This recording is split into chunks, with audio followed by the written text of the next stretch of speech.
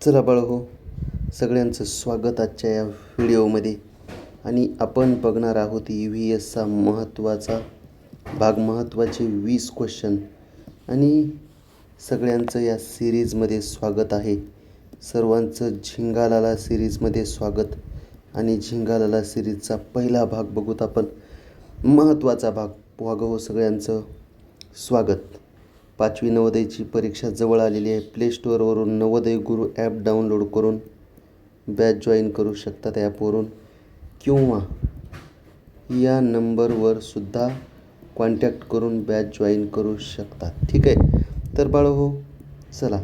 आणि झिंगालाला पहिला प्रश्न सांगा. पहिल्या प्रश्नाचं उत्तर काय येते तर, निवडुंग म्हणजे कॅक्टस या वनस्पतीमध्ये पाण्याचं बाष्पीभवन टाळण्यासाठी पानांचे रूपांतर कशात होते?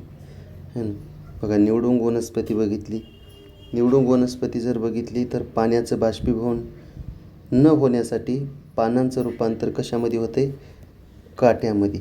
कारण निवडुंगाचा संबंध काट्याशी आहे. काट्यामध्ये होते, पानांचं रूपांतर काट्यामध्ये होते, है ना. बघा, पाण्यावर तरंगणाऱ्या जलीय वनस्पती जसे की पाण्यावर कमळ फुले, पाण्यावर डोले, हे ना रे. बदक पहा किती तुरू चाले. आणि पाण्यावर तरंगणारी वनस्पती जसे की जलीय म्हणजे पाण्यात राहणारी कमळ. पानावर कोणता विशेष थर असतो?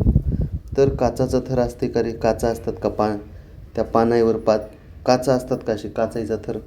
माती असते का रे? नाही. मीठ असेल का? नाही. जरासा चिकट थर म्हणजे मेन म्हणजे चिकट थोडासा. बर्फाळ प्रदेशातील गाळणी पद्धतीनं भरपूर उत्तर येतात. बर्फाळ प्रदेश म्हणजे काय? जिथं भरपूर बर्फ आहे आणि त्या प्रदेशात वनस्पती जसे की देवदार वनस्पती, पाईन वनस्पती आहे ना. बर्फाळ प्रदेशातील वनस्पतीचा आकार कशा असते? शंकूच्या आकाराचा. शंकू असतात, आहे ना रे. शंकूचा आकार. देवदार, पाईन वनस्पती शंकूच्या आकाराच्या. वर्तुळाकार नसतात. चौकोनी वनस्पती कुठं बघितल्या का रे? चौकोनी वनस्पती. एक जण म्हणला, सर मी चौकोनी वनस्पती बघितल्यात. म्हणजे ये इकडं. नाही. नंतर चौथा प्रश्न बघ बाळा. माशांना पाण्यात विरघळलेला ऑक्सिजन, है ना. माशांना पाण्यात विरघळलेला ऑक्सिजन श्वासोश्वासासाठी, म्हणजे माशांना पाण्यात श्वास घेण्यासाठी कोणता अवयव आवश्यक असतो? सगळ्यात सोपं. माशांना पाण्यामध्ये श्वास घेण्यासाठी म्हणजे ऑक्सिजनचे श्वसन करण्यासाठी, श्वास घेण्यासाठी तर ऑक्सिजन लागते, पण श्वसनासाठी कोणता अवयव लागतं? महत्त्वाचं आहे तर कल्ले, आहे ना रे, गिल्स. ठीक आहे. वाळवंटातील जहाज, हे ना, कोणाला म्हणतात? हे ना, उंटाला म्हणतात. वाळवंटातील जहाज कोण आहे? उंट आहे. बरं, वाळवंटातील जहाज म्हणून ओळखल्या जाणाऱ्या उंटाच्या पाठीवर चरबी असते. उंटाच्या पाठीवर चरबी साठवण्यासाठी काय असते? चरबी साठवण्यासाठी किंवा पाणी साठवण्यासाठी ते असते बघा, एक असं उंच भाग निघालेला असते. त्याला वशिंड म्हणतात. उंटाच्या कुबड निघालेलं असते बघा, उंटाच्या पाठीवर कुबड, वशिंड. काय म्हणायचं? वशिंड, हे ना. वाळवंटातील जहाज कोण? उंट. नंतरचा प्रश्न बघ. ध्रुवीय अस्वलाच्या शरीरावर, आता अस्वलाच्या शरीरावर, ध्रुवीय प्रदेशात राहणाऱ्या अस्वल आणि ध्रुवीय अस्वलाच्या शरीरावर कशाचा जाड थर असतो? त्याला अति थंडीपासून संरक्षण मिळते.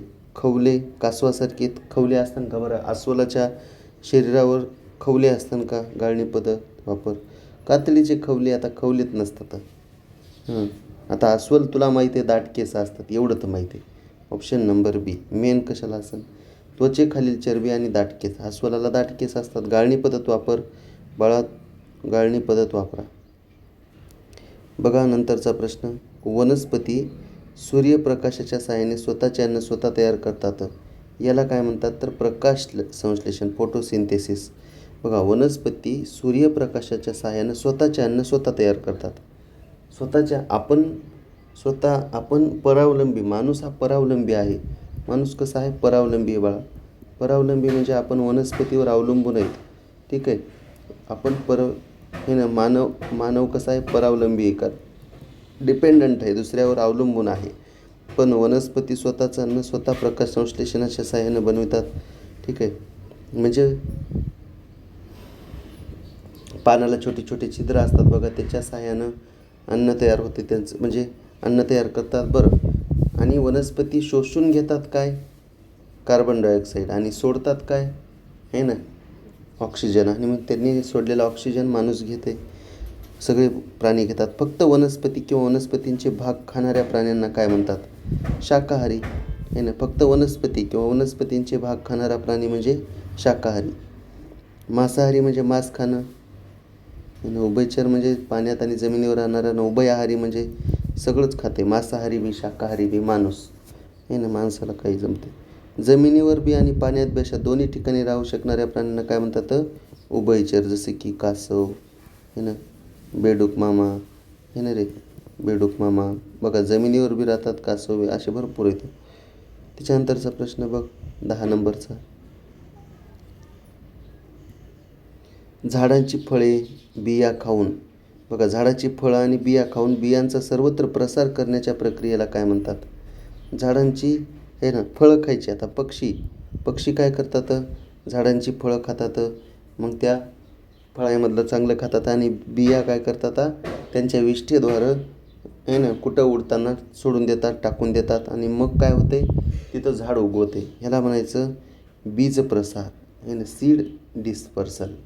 बीज प्रसार म्हणजे बियांचा प्रसार होईल. म्हणजे ह्याच्या पक्षीसुद्धा, प्राणीसुद्धा झाडं लावण्यास मदत करतात.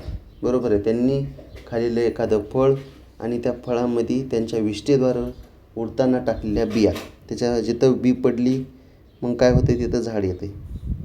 ठीक आहे. त्याच्यानंतरचा प्रश्न बघ बाळा, 11. अरे महत्त्वाचे प्रश्न आहेत रे. झिंगालाला हू हू, झिंगालाला झिंगालाला हू हू, झिंगालाला हू.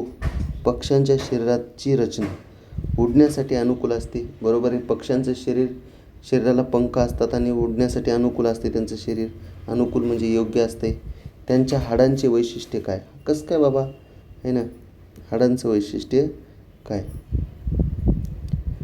हाडं खूप वजनदार असतात. मला सांगा, त्यांचे जर हाडं वजनदार असले तर उडता कसं येईल? नाही.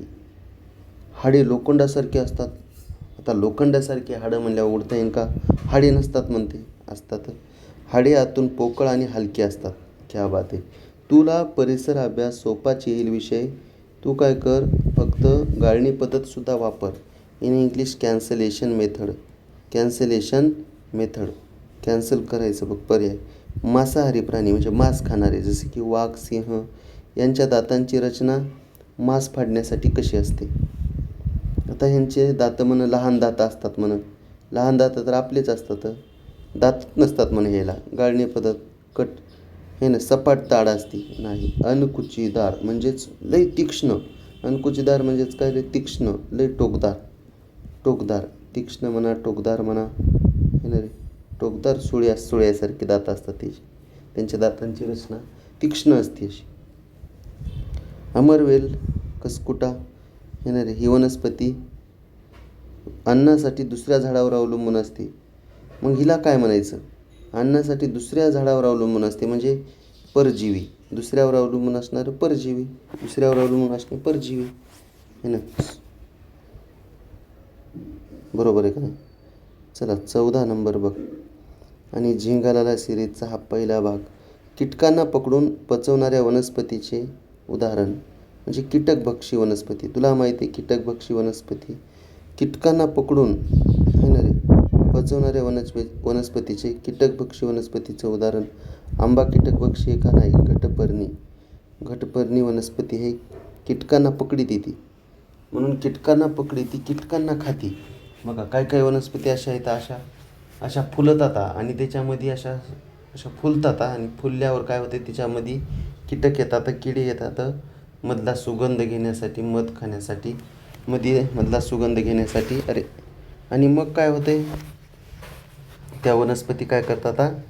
हे ना, त्या पक्ष्यांना मध्ये कीटकांना मध्ये अडकितात आणि त्यांचं दार असं बंद करतात हळून. त्यांना म्हणतात कीटकभक्षी वनस्पती. अन्न साखळीमध्ये प्रथम स्तरावर नेहमी कोण असतात? अन्न साखळीमध्ये जे म्हणजे उत्पादक पहिल्यांदा असतात. उत्पादक 1 नंबरला असतात. उत्पादन तयार करणारे हिरव्या वनस्पती. काझीरंगा राष्ट्रीय उद्यान आसाममध्ये हे एकशिंगी गेंड्यासाठी प्रसिद्ध आहे.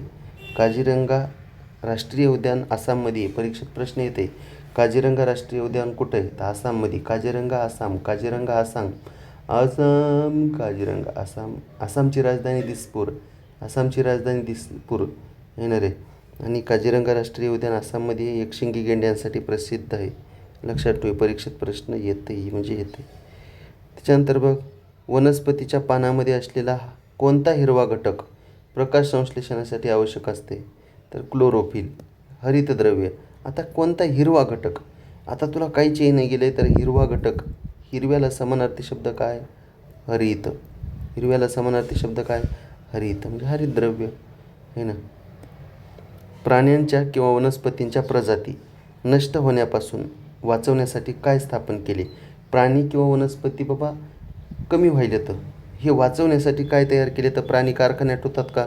इमारतीमध्ये नेले. ह्या मुंबईमध्ये दुसऱ्या मजल्यावर हत्ती नेले, घोडे नेलेत, 8व्या मजल्यावर नेले रे वाघ. रस्ते नाही. अभयारण्य आणि राष्ट्रीय उद्याने. अभयारण्य आणि राष्ट्रीय उद्याने त्याच्यामध्ये प्राणी असतात. प्राण्यांना सुरक्षित ठेवलं जाते. बघा लास्ट बट वन. सरपटणारे प्राणी जसं की साप, पाल, सरडा कोणत्या प्राणी वर्गात मोडतात? जलचर म्हणते, म्हणजे केवळ पाण्यात राहणारे पक्षी आहेत का रे? साप कुठं पक्षी आहे का? सस्तन प्राणी म्हणजेच पिल्लांना जन्म देणारा नाही. सरीसृप, रेप्टाईल्स या गटामध्ये येते. आणि वनस्पती रात्रीच्या वेळी श्वसनक्रियेमध्ये मुख्यत्वे कोणता वायू बाहेर टाकतात? रात्रीच्या वेळी कार्बन डायऑक्साईड. तर वनस्पती बाहेर टाकतात तर कार्बन डायऑक्साईडच बाहेर टाकतात आहे ना. बाहेर टाकतात कोणता? Carbon dioxide. ठीक आहे बाळा. तर भाऊ हा भाग महत्त्वाचा होता. तुला जर नवोदयची बॅच करायची असेल, हा व्हिडिओ तुला आवडला असेल, हा भाग समजला असेल तर तू प्ले स्टोअरवरून नवोदय गुरु ॲप डाउनलोड कर. ॲपमधूनच फीस भरू शकतात. ॲपमधूनच जॉईन होऊ शकतात. ठीक आहे. किंवा या माझ्या नंबरवर कॉन्टॅक्टसुद्धा करू शकतात. कुठे कॉन्टॅक्ट? तुम्हाला ते दिलेल्या नंबरवर कॉन्टॅक्टसुद्धा करू शकतात. ठीक आहे. आजचा हा भाग व्हिडिओ महत्त्वाचा होता आणि सगळ्यांना हा व्हिडिओ आवडला असेल तर लाईक करा, शेअर करा आणि बॅच जॉईन करण्यासाठी ॲपमधून जॉईन व्हा किंवा दिलेल्या नंबरवर कॉन्टॅक्ट करा. धन्यवाद भाऊ, धन्यवाद ताई. भेटूयात नंतरच्या व्हिडिओमध्ये. झिंगालाला सिरीज 2 आहे ना. झिंगालाला सिरीज 2. बरं, झिंगालाला सिरीज 2मध्ये भेटूयात आहे ना. महत्त्वाचं असेच 20 प्रश्न घेऊयात. ठीक आहे. आणि वागं हो, दररोज आपली रात्री ऑनलाईन बॅच आहे नवोदयची 8:15 ते रात्री 9:15 बॅच आहे. ठीक आहे. या बॅचमध्ये जॉईन होण्यासाठी या नंबरवर कॉन्टॅक्टसुद्धा करू शकतात किंवा नवोदय गुरु ॲपमधूनच फीस भरून नवोदय गुरु ॲपमधूनच जॉईन होऊ शकतात. ठीक आहे बाळा. धन्यवाद भाऊ, धन्यवाद ताई.